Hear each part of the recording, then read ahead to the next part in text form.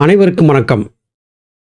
நாம் நந்தியம்பெருமான் பாடியருளிய நந்தீசர் ஞானம் என்கிற உன்னதமான ஞான நூல் தொகுப்பை வாசித்துக் கொண்டிருக்கிறோம். வாசி பழகக்கூடியவர்களுக்கு உடல் ரீதியாக பற்பல விதமான இடையூறுகள் ஏற்படுவது வாடிக்கை.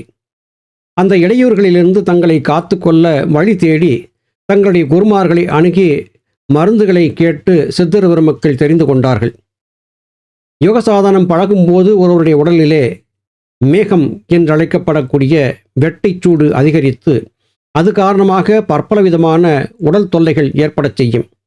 தங்களுடைய உடல் தொல்லைகளை தீர்த்து கொள்வதற்காக தங்கள் குருமார்களிடத்திலே சென்று கேட்டபோது அவர்கள் சொல்லிக் கொடுத்த மருத்து முறைகளை எல்லாம் ஒருவர் கற்றுக்கொண்டு அவர் மற்றவருக்கு செய்தபோது இது சித்தர்களால் கொடுக்கப்பட்ட மருத்துவம் என்கிற காரணத்தால் சித்த மருத்துவம் என்று பெயர் பெறலாயிற்று.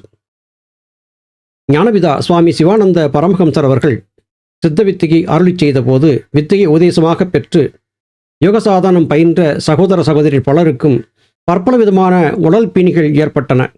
அவற்றை தனித்து கொள்ள வழிவகைகளை கேட்டபோது ஞானபிதா அவ்வப்போது மருந்துகளை சொல்லி இவற்றை செய்து உண்ணும்படியாக பணித்தார்.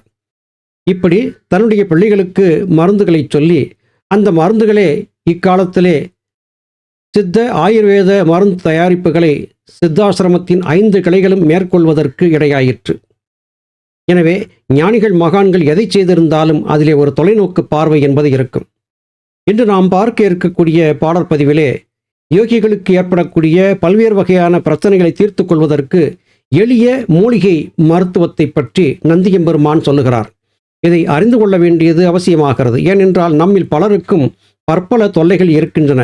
இவற்றை தீர்த்து கொள்வதற்கு யோகம் பயில்பவர்களுக்கு இந்த மூலிகைகள் உறுதியாக இருக்கும் என்கிற காரணத்தால் இன்றைய பாடற்பதிவிலே நந்தியம்பெருமானுடைய வார்த்தையாலேயே சில மூலிகைகளை பார்க்க இருக்கிறோம். வையப்பா பொன்னின் ஆவரையின் மூலம் வரிசையாய் கொண்டு வந்து நிழல் உலர்த்தி, கையப்பா சூரணத்து வண்டு கட்டி கனத்ததொரு சிறுதேனில் கொண்டாயானால், எய்யப்பா ஈழையோடு எருமல் போச்சு இதமான சொரிசரங்கு தழுவனையும் போச்சு, நையப்பா மண்டலமே கொண்டு வந்தால் நகழ்மடா தேமல் தழுதவனையும் போகும். இங்கே பொன்னாவரை என்று அழைக்கப்படக்கூடிய ஒரு செடியை பற்றி சொல்லுகிறார். இது ஆவாரை குடும்பத்தை சார்ந்தது. இங்கே திரையிலே உங்களுக்கு இந்த பொன்னாவரை என்பது காட்டப்பட்டிருக்கிறது. வீதி ஓரங்களிலே கேட்பாரற்று கிடக்கும் இந்த செடி பொன்னாவரை என்று குறிக்கப்படும். தட்டைப்பயிற்றங்காயைப் போலவே தட்டையாக காய்களை கொண்டிருக்கும். மஞ்சள் நிறத்திலே பூக்களை கொண்டிருக்கும். இந்த இலைகளும் சற்று நீள வடிவத்திலே ஆவாரிலிருந்து சற்று மாறுபட்டதாக இருக்கும்.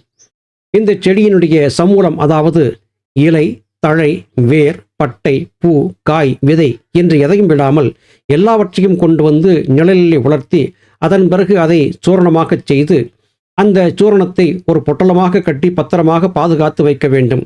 இதிலே ஓரளவிற்கு, அதாவது 3 விரற்கடை அளவிற்கு எடுத்து உண்டால் போதுமானது. சிறு தேனிலே அதை கலந்து தினசரியும் உண்டு வரும்போது, காலை மாலை 2 வேளைகளும் உண்டு வரும்போது ஈழை என்று அழைக்கப்படக்கூடிய ஆஸ்துமா, இப்போது ஆங்கிலத்திலே சொன்னால்தான் உங்களுக்கு புரியும், வீசிங் ட்ரபிள், ஆஸ்துமா இவை தீரும். இடைவிடாது இருக்கக்கூடிய தொடர் இருமலை இது போக்கி வைக்கும். தோலிலே ஏற்பட்ட தேமல், சொறி, சிரங்கு ஆகியவற்றையெல்லாம் போக்கி வைக்கும். தொடர்ந்து 48 நாட்கள் 1 மண்டல காலத்திற்கு இந்த பொன்னாவரையினுடைய செடியை உண்டு வந்தால் தேகத்தை பலமாக்கும், தேகத்தை திடமாக்கும். தேகத்தில் ஏற்பட்ட வெப்பு என்பது தணிந்து குருதியை சுத்தப்படுத்தி சுத்தமான குருதி ஓட்டம் உடல் முழுவதும் நடப்பதற்கு இது உதவி செய்யும் என்று சித்தர் பெருமக்கள் சொல்லுகிறார்கள். அதிலும் குறிப்பாக நந்தியம்பெருமான் இந்த மூலிகையின் பெருமையை இங்கே சொல்லியிருப்பது நம்மில் பலருக்கும் நிச்சயம் பயன்படக்கூடியதாகவே இருக்கும். இந்த மூலிகை பற்றி மேலும் நந்தியம்பெருமான் சொல்லுவதை கேளுங்கள். ஓம் அதுதான் பொறை சூளை கரந்தி ரோகம், புன்புரைகள் வண்டுகடி பறந்து போகும். ஆம் அதுதான் அரையாப்பு குடியே போகும், அகத்தில் உள்ள நோய்கள் எல்லாம் அகன்று போகும். நாம் அதுதான் வெளியாகச் சொல்லிவிட்டோம், நாதாக்கள் நூல்தோறும் ஒளித்தார் பாரு. தாம் அதுதான் நல்லோர்க்கு கொடுத்தாயானால் தப்பாது இந்த முறை சார்ந்து பாரே. நல்லவர்களுக்கு, நேர்வழி நடப்பவர்களுக்கு இந்த மருந்தை கொடுத்தால் அவர்களுக்கும் நல்ல குணமும் நிவாரணமும் ஏற்படும். கொடுத்ததனால் உனக்கும் புண்ணியம் கிடைக்கும் என்று குறிப்பிடுகிறார். வார்த்தையை கவனியுங்கள். நல்லோருக்கு என்று சொல்லுகிறார். நல்லோர் என்றால் எதை கொண்டு தீர்மானிப்பது? அதாவது முறையாக பத்தியம் அனுசரித்து ஜீவகாருண்ய ஒழுக்கம் பேணி யோக வாழ்க்கை வாழக்கூடியவர்கள் நல்லோர் என்று அழைக்கப்படுவார்கள். யோகிகளுக்கு நல்லவர்களுக்கு இந்த மருந்தை கொடு என்று குறிப்பிடுகிறார். என்னையெல்லாம் தீரும் என்பதை பட்டியலிட்டு சொல்லுகிறார் பாருங்கள். புரை, கண்ணில் ஏற்படக்கூடிய புரை என்பது தீரும். சூளை, கரந்தி என்று அழைக்கப்படக்கூடிய வயிறு சார்ந்த தொந்தரவுகள் தீரும். பற்பல விதமான புண்கள், உடலிலே புண்கள் ஏற்பட்டு சிலருக்கு ஆறாத ரணம் என்பது இருக்கும். அந்த ரணத்தை தீர்த்து வைக்கும். தோலிலே ஏற்படக்கூடிய தேமல், வண்டுகடி காரணமாக பூச்சி வெட்டுக்கள், புழுவெட்டுக்கள், தலையில் ஏற்படக்கூடிய புழுவெட்டுக்கள் இவை எல்லாமே தீரும். வண்டுகடியின் காரணமாக ஏற்பட்ட தோல் சார்ந்த பிரச்சனைகள் தீர்ந்து போகும். அரையாப்பு என்று அழைக்கப்படக்கூடிய அறையிலே ஏற்படக்கூடிய கட்டிகள் இவைகளை தீர்த்து வைக்கும். அது குடி ஓடி போகும் என்றும் குறிப்பிடுகிறார். அரையாப்பு என்பது மூலத்தைப் போலவே சற்று மேலே தள்ளி தொடைப்பகுதியிலே, தொடை இடுக்குகளில் வரக்கூடிய கட்டிகள், இவைகளை தீர்க்கக்கூடிய ஆற்றல் இந்த பொன்னாவரைக்கு இருக்கிறது. உள்ளுக்கும் இதை உண்டு, மேலுக்கும் இந்த பொன்னாவரை இலைகளை அரைத்து வெளுதாக்கி அதை மேலே தடவி வரும்போது நல்ல பலன்கள் கிடைக்கும். அது மட்டுமல்ல, உடலில் இருக்கக்கூடிய பற்பல விதமான நோய்கள் தீரும் என்று குறிப்பிடுகிறார். எப்படி? உடலிலே நோய்கள் உருவாவதற்கு குருதியிலே கழிவுகள் சேருவதுதான் முக்கிய காரணமாகிறது. உடல் கழிவுகளை எல்லாம் வெளியேற்றி உடலில் ஏற்பட்ட கழிவுகளை தீர்த்தாகிவிட்டால் குருதி சுத்தமாகி போகும். சுத்தமான குருதி ஓட்டம் என்பது உடலில் எந்த விதமான நோயும் ஏற்படாமல் நம்மை பாதுகாக்கும். இதையெல்லாம் உண்மையை சொல்லாமல் பற்பல விதமான மருந்துகளை சித்தர்கள் சொன்னார்கள். பல மருந்துகளை தேட வேண்டிய அவசியமில்லை. இந்த ஒன்று போதும். அதாவது பொன்னாவரை என்று அழைக்கப்படக்கூடிய இந்த ஒரு மூலிகை போதும். இந்த ஒரு மூலிகையின் சமூலத்தை பூரணமாக செய்து வைத்து கொண்டு 48 நாட்களுக்கு சாப்பிட்டால் தேகத்திலே உள்ள அனைத்து விதமான நோய்களும் தீர்ந்து போகும் என்று உறுதிபட இங்கே நந்தியம்பெருமான் குறிப்பிடுகிறார். பயன்படுத்தி நாம் பயனடைவோம். நம் சகோதர சகோதரிகளுக்கும் சொல்லி பயன் பெற வைப்போம். அடுத்து மற்றும் ஒரு மூலிகையை சொல்லுகிறார். இங்கே நீங்கள் பார்த்திருப்பது கொல்லப்பா, கொடுப்பதனை கொண்டு வந்து குமுறவே அரைத்ததனை மிளகு சேர்த்து அல்லவே சீரகமும் கூட போட்டு ஆவினை அரைப்படியில் வெந்திரித்து மெல்லவே தான் குடிக்க மேகம் போச்சு, வெட்டையோடு சொரிசரங்கு வண்டு போச்சு, கள்ளமே சொல்லவில்லை மெய்யே சொன்னேன், கல்மிஷங்கள் இல்லையடா கண்டு பாரே. இங்கே இவர் சொல்லக்கூடிய கொடுப்பு மூலிகை என்று சொல்லப்படுவது வேறு ஏதோ அல்ல, இது பொன்னாங்கண்ணி என்கிற கீரை தான். இந்த பொன்னாங்கண்ணி என்கிற கீரை 6 சுவைகளை தன்னகத்தே கொண்டிருக்கிறது. மனிதனுடைய உடலிலே சப்த தாதுக்களும் இயங்குவதற்கு 6 சுவைகள் தேவையாகிறது.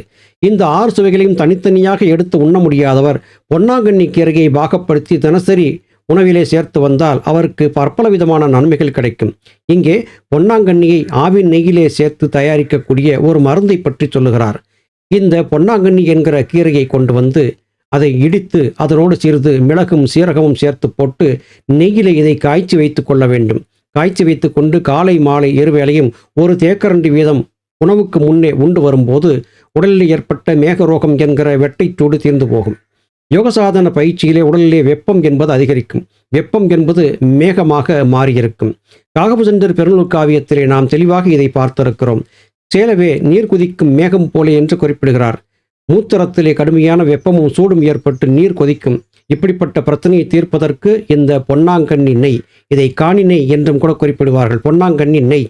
இந்த பொன்னாங்கண்ணி நெய்யிலே பொன்னாங்கண்ணி இலைச்சாறு, மிளகு, சீரகம் நெய்யோடு சேர்த்து காய்ச்சி வைத்து இதை நாம் உண்டு வரும்போது உடலில் ஏற்பட்ட பல வகையான மேக நோய்கள் தீர்ந்து போகும். அது மட்டுமல்ல, சொரிசரங்கு தீர்ந்து போகும்.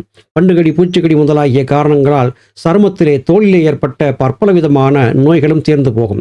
நான் பொய் சொல்லவில்லை, உண்மையை சொல்லுகிறேன். பயன்படுத்தி உங்களுக்கான அனுபவத்தை பெறுங்கள் மக்களே என்று இரக்கத்தின் பேரிலே இங்கே நந்தியம்பெருமான் சொல்லுகிறார். கல்மிஷமாக இதை நான் சொல்லவில்லை, உண்மையாக சொல்லுகிறேன் என்று குறிப்பிடுகிறார். இந்த மூலிகை எப்போதுமே கிடைக்கக்கூடிய ஒன்றாக இருக்கிறது. இதை பயன்படுத்தி நாம் நற்பலன் பெறுவோம் என்பதை இங்கே நந்தியம்பெருமாள் வார்த்தைகள் மூலமாக நாம் உறுதிப்படுத்துகிறோம். பார்த்ததொரு சூரிவேர் கொண்டு வந்து பசுமையாய் அரைத்ததனை ஆவின் பாலில் சேர்த்து அதனை பாகமாய் கலக்கி கொள்ள செயமாச்சு உடம்புக்கு வலுவுமாச்சு, பூத்ததனை பூதகணம் பிடித்ததானால் பொடியாக பறந்துவிடும் பேய்களெல்லாம் ஆர்த்ததனை கிராணியோடு கழிச்சல் போகும், அப்பனை இதை அறிந்து உள்ளே கொள்ளே. நத்தைச்சூரி என்று அழைக்கப்படக்கூடிய ஒரு மூலிகை செடி இருக்கிறது. இங்கே திரையிலே உங்களுக்கு இந்த செடியும் காட்டப்பட்டிருக்கிறது. இந்த நத்தைச்சூரி செடிகள் எங்கும் காணப்படக்கூடியவையாக இருக்கின்றன. பொதுவாக தென்னகத்திலே பெரும்பாலும் இந்த தாவரம் என்பது காணப்படுகிறது. இந்த நத்தைச்சூரியினுடைய வேரை கொண்டு வந்து இந்த வேரை ஆவின் பாலிலே சேர்த்து அரைத்து அதை பாகமாக செய்து அதை கலக்கி காலை மாலை ஒவ்வொரு தேக்கரண்டி வீதம் உள்ளுக்கு உண்டு வரும்போது உடல் வலுவாகி போகும்.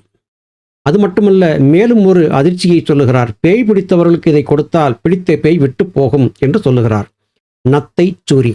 இந்த நத்தைச்சூரி அடையாளம் காண்பதற்கு ஒரு வகையான கருத்து சொல்லுகிறார்கள். இந்த நத்தைச்சூரி செடிக்கு அருகிலே நத்தை பூச்சி சென்றால் நத்தை பூச்சியினுடைய ஓடு கலன்று பூச்சி வேறு ஓடு வேறாக பிரிந்துவிடும் என்று சொல்லப்படுகிறது. இது எந்த அளவுக்கு உண்மை என்பது நம்ப இயலவில்லை.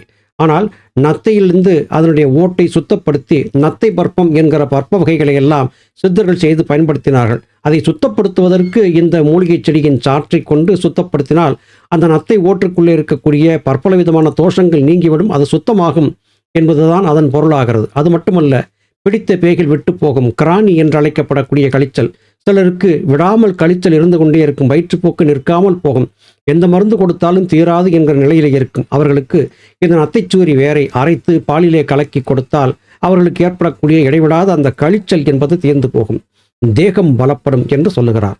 முன்பு சொன்ன 2 மூலிகையிலும் உடலில் ஏற்பட்ட வெப்பத்தை தணிக்கவும் தேகத்தை சுத்தப்படுத்தவும் இந்த நத்தைச்சூரி என்பது தேகத்தை வலுவாக்குவதற்கு பயன்படுகிறது. இப்போதெல்லாம் நத்தைச்சூரி விதைகள் கடைகளிலே கிடைக்கின்றன. இந்த விதைகளை கொண்டு வந்து உண்பவர்கள் ஏராளமாக பெருகியிருக்கிறார்கள். அதன் மூலமாக ஆண்மை பெருக்கம் ஏற்படும், தேகபலம் ஏற்படும், கண்ணுக்கு நல்ல பாதுகாப்பு கிடைக்கும், கல்லீரலிலே சார்ந்திருந்த நச்சுக்கள் வெளியேறும், தேகத்தினுடைய ஒவ்வொரு அங்கமும் திடப்படும், பலப்படும் என்றெல்லாம் நம்பி இப்போது பலரும் உண்ண ஆரம்பித்திருக்கிறார்கள். அருமை சகோதர சகோதரிகளே, நந்தியம்பெருமான் சொல்லிய இந்த 3 மூலிகைகளை சுலபமாக பயன்படுத்தக்கூடிய முறையையே நாம் பார்த்திருக்கிறோம். பயன்பெறுவோம் என்பதை சொல்லி இன்றைய இந்த பதிவை நிறைவு செய்கிறேன். மீண்டும் அடுத்த பதிவிலே உங்களை சந்திக்கிறேன். அதுவரையிலும் நன்றி, வணக்கம்.